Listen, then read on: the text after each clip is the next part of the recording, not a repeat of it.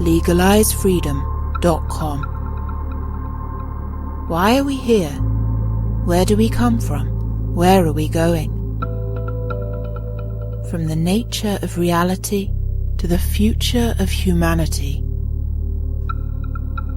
Listen without limits. Unchain your brain. Change your thinking. Change your life. LegalizeFreedom.com.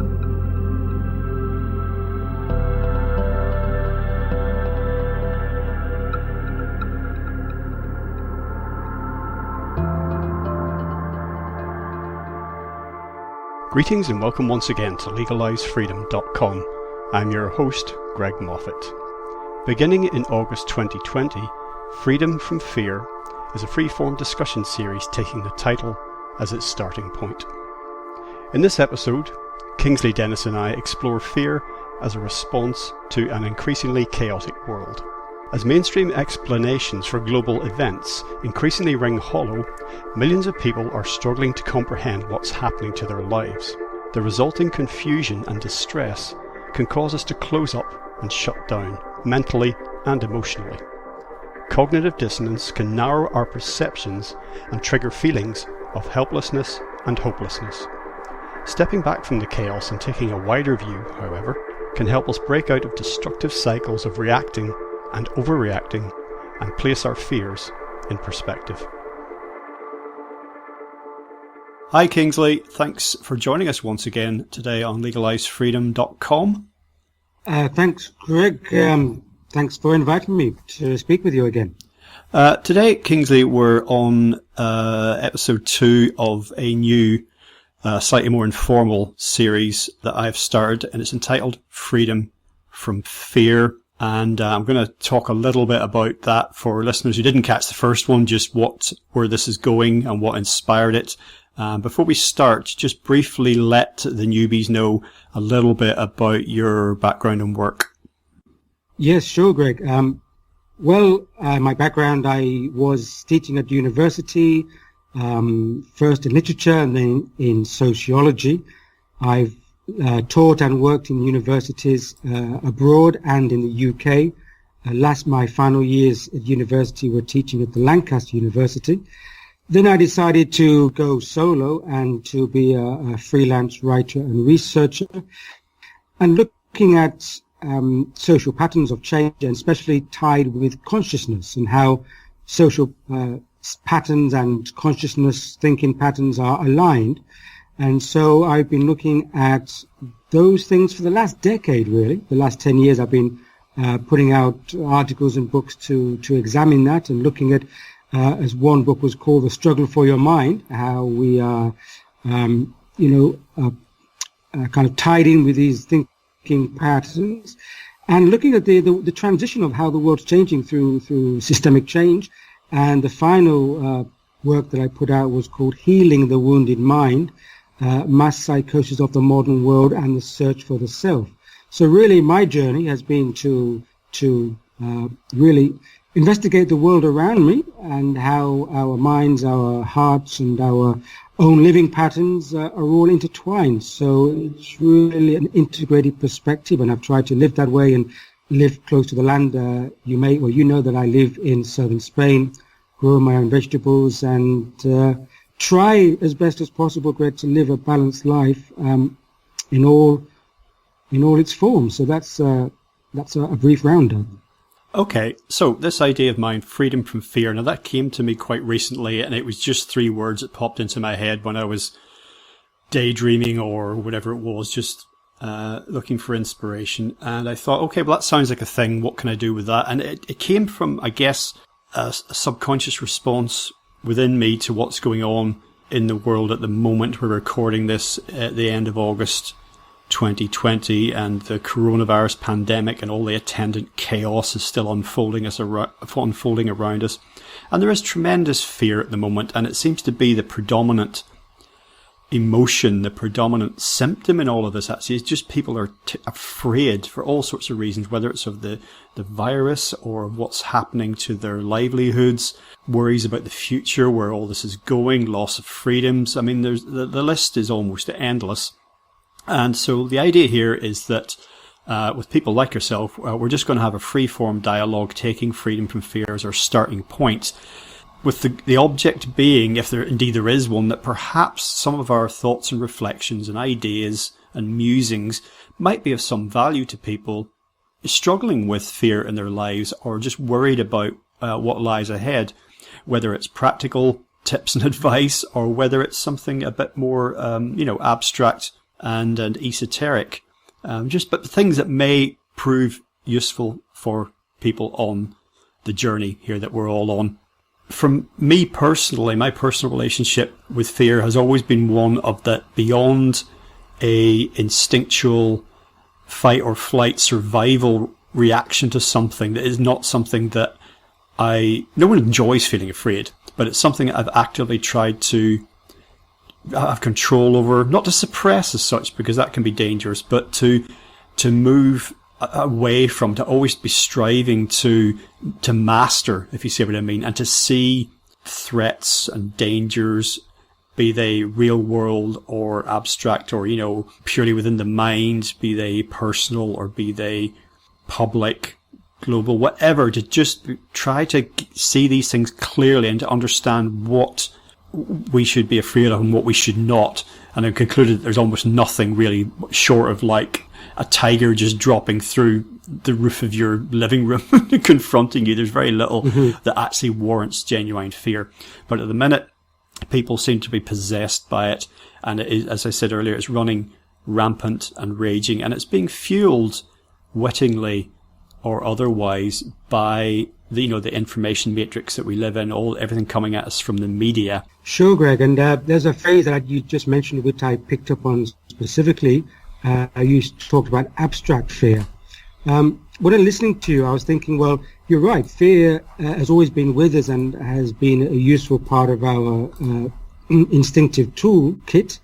But there's different types of fear, and there's a kind of survival fear which I think has always developed with us as a species, and it's within most species. They probably wouldn't interpret it as fear, but there's like you say, a flight or fight tendency. Evolutionary fear is a way to keep us away from danger. There's no point trying to approach the fear in a wrong way. There's no point like standing in the middle of a road when a truck's coming and saying, I have no fear, when it's going to hit you head on. So there's practical ways, I think, of looking at fear. And one is to acknowledge that it's an instinctual tool. But then I think there's another type of fear, and it's been perhaps twisted or adopted. There's a fear which is part of modern life, and I think that's the abstract fear. It's taken away from the evolutionary biological fear, and it's a part of this artificial construct that we call modern life. And this could be fear of everything. It could be fear of disease. It could be a fear of losing your job, a fear of insecurity, a fear that your neighbor is untrustworthy, a fear that your friends don't like you. There's so many fears that, and some of them have a basis, and some maybe are being blown out of all proportion. There was, the psychologists have been noted as saying the one fundamental fear that we have is the fear of death, and everything else is built around that. So, as you said, if apart from a tiger dropping from the roof, if we have, that's the major fear, and everything else is tied into that. And so, the fear of disease or insecurity may be ultimately a fear of losing all. But I think I think modern life is losing perspective. And part of that is that the media specifically, I think, has to show us some of the responsibility for shifting fear into a emotional level. And that way that we get tied into fears that have been built up over smaller things. Fear of emotional inadequacy, or fear of not being worthy, not living up to expectations, fear of let's say, not living up to relationship standards, or a fear of not doing the work properly of your boss. And then these build up to psychological fears, which then fear of security. If I lose my job or lose my partner, what do I have? So there's a whole arsenal of fears, and I think modern life has kind of put them all into one big bundle, and they bounce off each other. It's like, putting all these particles into one bag, and they just bounce off each other. And it's more difficult to gain perspective. And I think the media has a kind of askew perspective on fear, and that's something which I think we need to address, the perspective and the scale of them, and try to trace fears back to their source, and to see if they're like genuine or not. So I think there's a whole bag to kind of uncover there, Greg. Well, if there's one thing that we can learn from, whether it's in psychoanalysis or whether it's in some other form of therapy, or whether it's just talking with someone close to you, when we look at a lot of the issues and apparent problems, you reeled off a list of things there that people could be afraid of or anxious about. They tend to vanish. They tend to wither away when you really analyze them. When you ask the question, what am I afraid of? What am I actually afraid of? What problem am I having right now at this moment? Because a lot of our fears are about the future, about what's going to happen. And it could be quite mundane, as you say, about whether you're going to get, you've done a job interview. Are you going to get the job? You're waiting to hear about it. The possibility, this is very much a reality now, the possibility that you might be made redundant, you might lose your job is there, and you're worrying about that. But however palpable and possible in the real world any of these things are, most of them don't exist in the moment, if you see what I mean. That doesn't mean don't plan for any eventualities or don't take action. But I think for a lot of us, the fear of these things, first of all, as I've mentioned, it exaggerates the worry, exaggerates the threat, exaggerates what the negative outcome might be, but also just simply gets in the way of taking action, of doing something about it. Because I'm a firm believer in, if there's a situation you do not like, then if you can change it, do something about it. And if you can't, accept it. And for a lot of people, that's almost too simple a way of looking at things, because again, it means that you need now to either do something, take action, or acceptance. But people still want to churn around, the issue in their mind, hoping that some other impossible third way will come up. Yes, I think it's good that you mentioned that third way possibility. I think it is based around the fact of entrapment, that you feel that, well, I'm in a position and I can't get out, and I feel trapped. There's no alternative. And I think that's part of the issue, is that we have to create alternatives for ourselves and to think about alternatives. And part of that entrapment is that, again, modern society has built up this whole construct. So, you have a job and you get a house, you may get a mortgage, you may have credit, and then everything you build up is tied into that. And so it becomes a part of a whole construct. So if you think there's a fear of losing a job, then I may not be able to pay this, will not be able to pay my credit. And so everything kind of gets linked in. And I think we have to kind of untangle this whole way and see that, well, actually there may be alternatives, because usually a perspective is built into a viewpoint, and like you say, you have an idea of the way of life. The way of life, I live like this. This is my bubble or something. But sometimes we have to make drastic changes, and we know that we say that people are generally anxious of change. No one likes to make major change. But sometimes that is necessary to actually break out of a bubble that's just getting tighter and tighter. And especially now, I sense that we are in a time where, because there's great external changes going on, we may be forced to make lifestyle changes. But we should maybe accept that as a opportunity to refresh something, do something different, do something new. But if we are afraid of making change, that just builds up into a whole anxiety bubble of fear, because obviously there's so many things tied in together that we feel that we can't break out of that kind of tentacles. So, I think knowing that there's always an alternative, Greg, and there's a great phrase that I like. I don't know who said it, but maybe a psychologist. They said that a closed door does not necessarily mean that it's a locked door. You have to try and open it first. And so I think that what we're talking about now is accepting opportunities that may come from completely out of the blue, come from an unexpected place, and we should look at those things that come out of the blue. We should always take notice of them and think about change as not something drastic, but think of it as taking an alternative route. And there's a famous poem by Robert Frost, the Twin Path. He said, I took the path less trodden, and that has made all the difference. Well, it's funny what you just said about things coming out of the blue.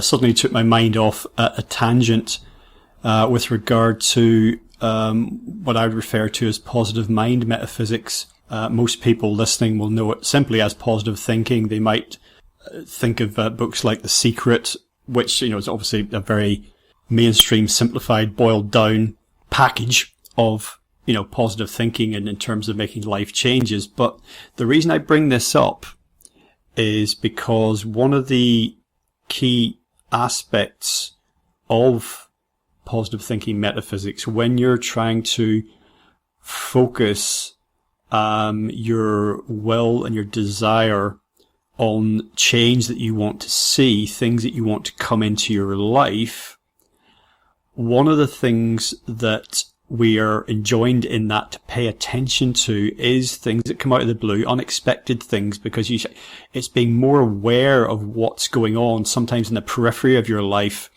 and that's where the opportunities can lie. Now, a lot of people who've never engaged in positive thinking, or anything you like to put under that banner, will say the same thing, that I just happened to bump into this guy at a conference, and I don't know, he dropped something, and I said, "Hey, buddy, you dropped your thing there." We got talking. Next thing you know, we had a business deal together. And things like that can happen. So, at the times we're living through now, I think that whether you're interested in using the creative power of your own mind to help direct your life experience, then we should be paying attention to what we previously have considered to be on the periphery, because a lot of what we focused on, just the job we've got, the house we've got, the car we've got, the relationship we have, all of these things that we're happy to plod along with. You said people don't like change.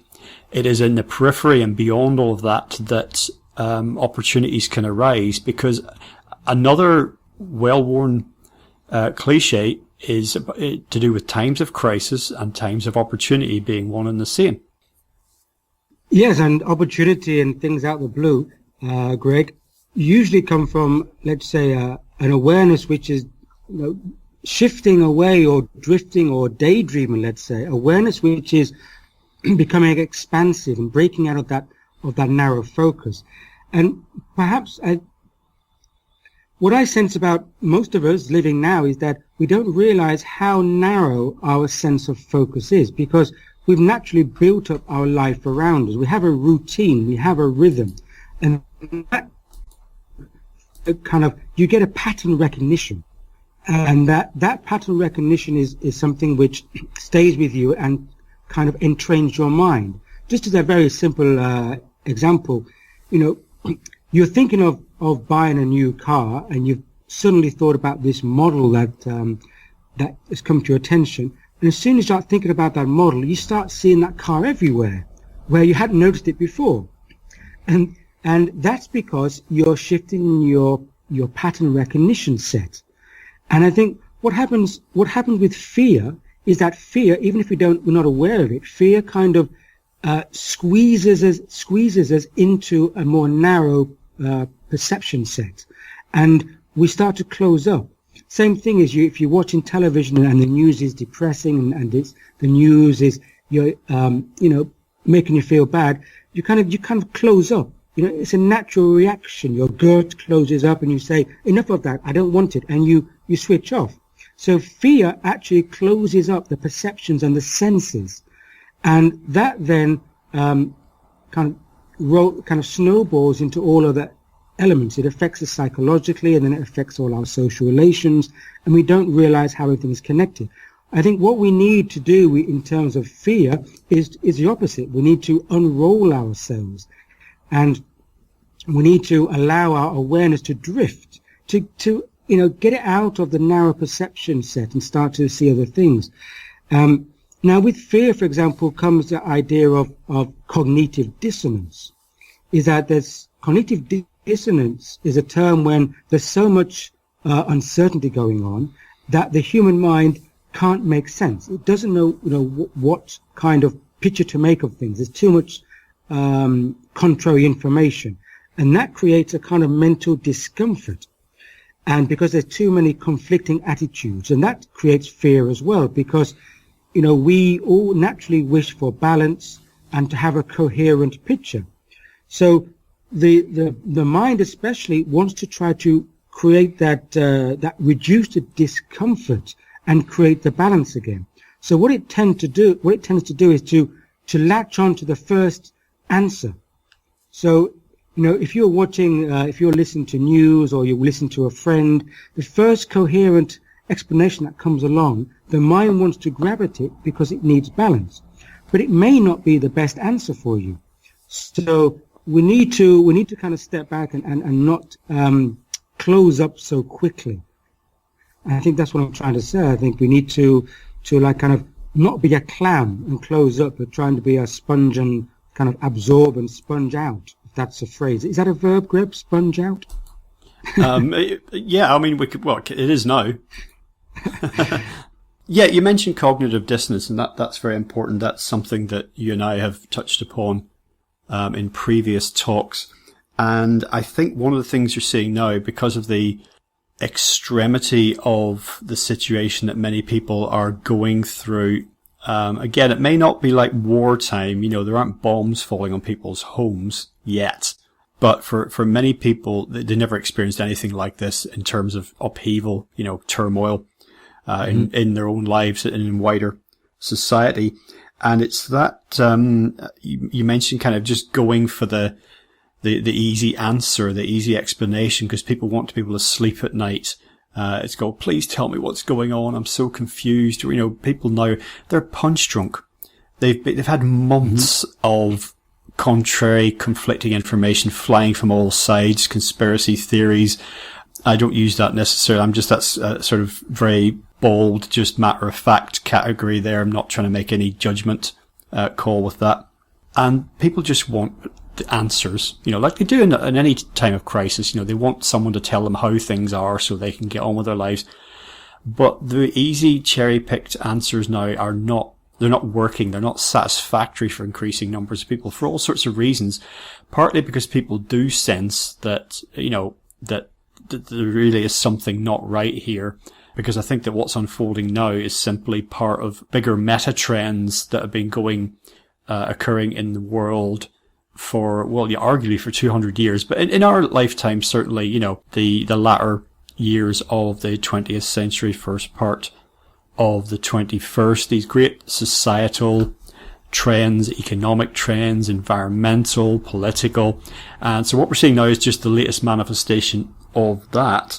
And it's getting harder and harder for people to be fobbed off deliberately, otherwise, even to fob themselves off with easy answers. So I think that cognitive dissonance is reaching new levels at the minute, and that's part of why you're seeing so much apparent insanity.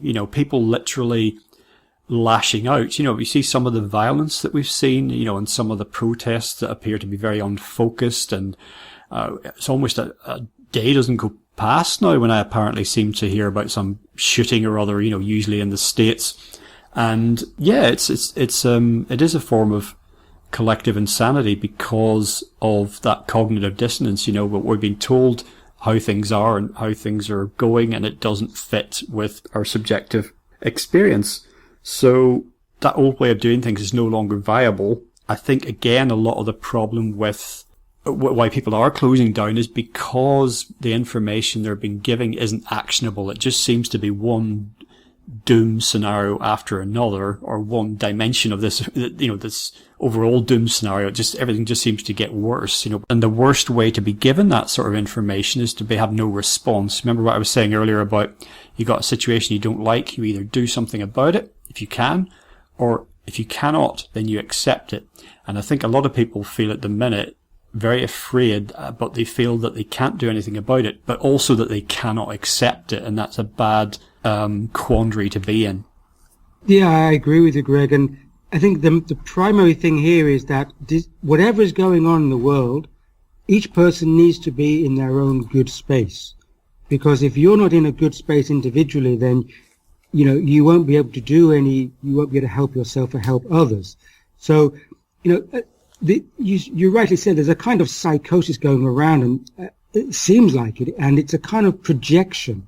When we can't, or we don't know how to process something, then naturally we project it. That again is a kind of function of how it operates. Just as when the body can't deal with something toxic, it expels it. We have a fever, we sweat it out, and I think this kind of social polarization and anxiety and conflict we see is this kind of sweating out the toxicity that's coming into our minds. We don't know how to process it because there's so many contradictory facts and information, etc. So we kind of throw it out, and this is happening is that it's creating social polarization. And what I've seen happening is that there's been what I would call a kind of breakdown in social alliances. We thrive on social alliances and social relations because that's how we are as social creatures. But now there's fear in those relations. And if someone else has a different opinion, we tend to react to it rather than leave it or respond to it. And so this breakdown in social alliances is fueling the situation rather than anything else. So, and I think what you rightly say is that we need, people are looking for some kind of explanation, and there's a lot of information out there being sent around, and people know that different cultures and different countries are having different responses to what's going on. So there's no coherency or consistency. What I see happening here in Spain, for example, is different from when I know and see and happening in the UK. And as you know, I visited the UK recently. And so I see these differences. So you think, well, what's going on? There's no coherent narrative. There's no, one plan going on. And I think another thing that we should distinguish is the difference between explanation and understanding. The easy cherry pick answer, and especially the mainstream, is an explanation. But now people are realizing that the explanation isn't an understanding. It doesn't actually account for what they see happening. There's too many inconsistencies. And the narrative just doesn't stick together. It's like we've been told a bad fairy tale story, and we say, no, it doesn't work like that.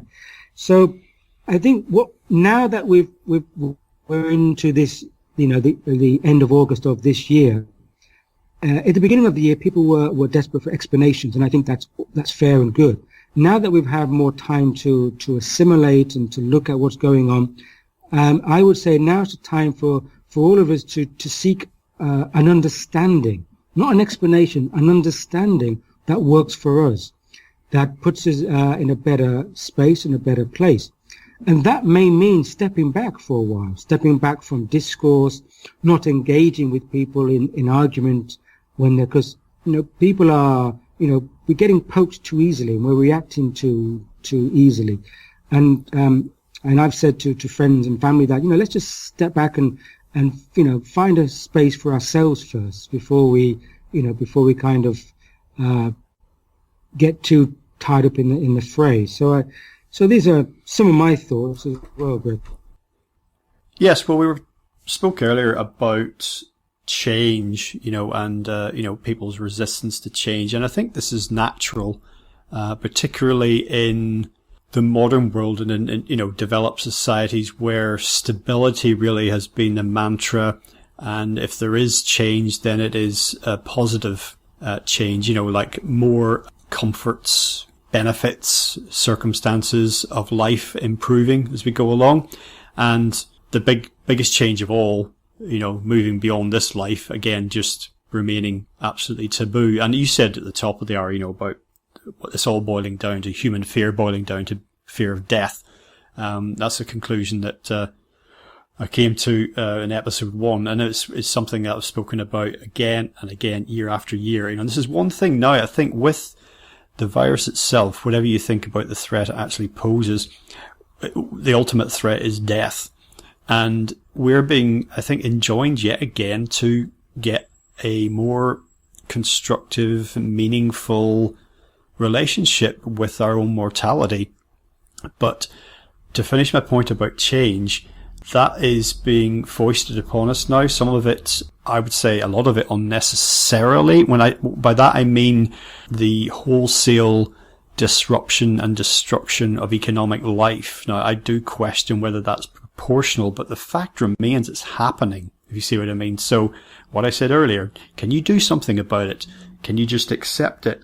And I think that decades of, let's just say, post-Second World War, decades of the aforementioned increasing material affluence certainly in the industrialized West, but in increasing parts of the world seeking to emulate the West, there has been a tendency for people to get into a comfort zone quite quickly.